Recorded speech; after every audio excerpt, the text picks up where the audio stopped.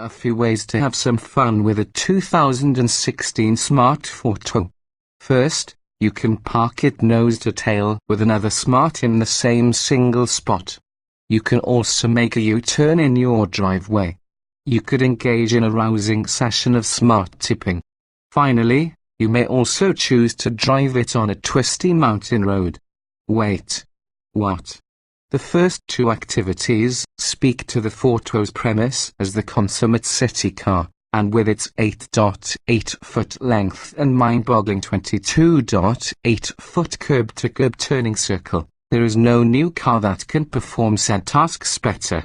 But the Fortwo's ability to put a little grin on your face at speed, at least before the rear brake drums fade, is new. Hell, the Fortwo's ability to even get to speed is new. We first drove the Fortwo in Europe and found it improved in pretty much every measurable way. While overall length remains the same, the car is nearly 4 inches wider, yielding much-needed room for when the head count rises above 1. The seats are actually comfortable, and the dashboard retains some whimsy but stops short of outright goofiness. New for 2016 is a mobile app called Cross Connect that offers vehicle info including forces and navigation. For $100 extra, you can get a mount that places your phone in front of the radio. The bad news is that the app is still a little buggy and crashed repeatedly when we used it. The good news? It's free. Even better, you don't have to use it until a stable version is released. The only engine Americans get is an 898cc turbocharged 3-cylinder that spins up 89 horsepower and 100 lb-ft of torque. That's not a lot of grunt, but it represents a huge increase over the 70 horsepower and 68 lb-ft of last year's naturally aspirated 3-pot.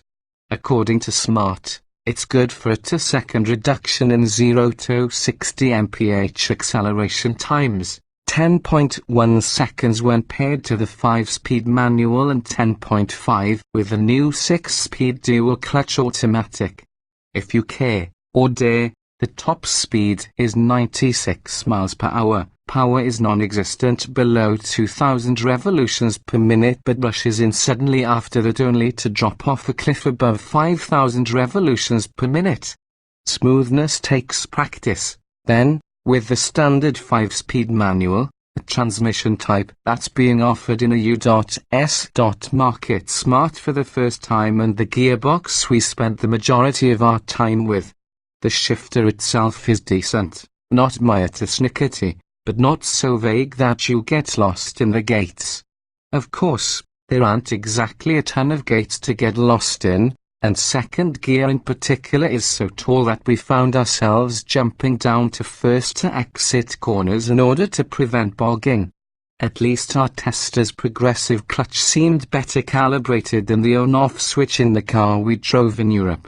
While our previous experience did not include any extravagant driving, we did spend some time bombing up and down Skyline Boulevard in Portland, Oregon, and found the steering to be quite well-tuned, precise, and not the least bit darty. Dive hard into corners and the Fortwo understeers at first but rotates obediently once it takes a set and gets comfortable with what you're asking it to do. A spongy, fade-prone brake pedal is a demerit, but compared with the last Fortwo, the 2016 model's handling is a revelation. A $600 sport package available on the automatic brings 16-inch wheels up from the standard 15 inches, shift paddles, and a 10mm lower suspension.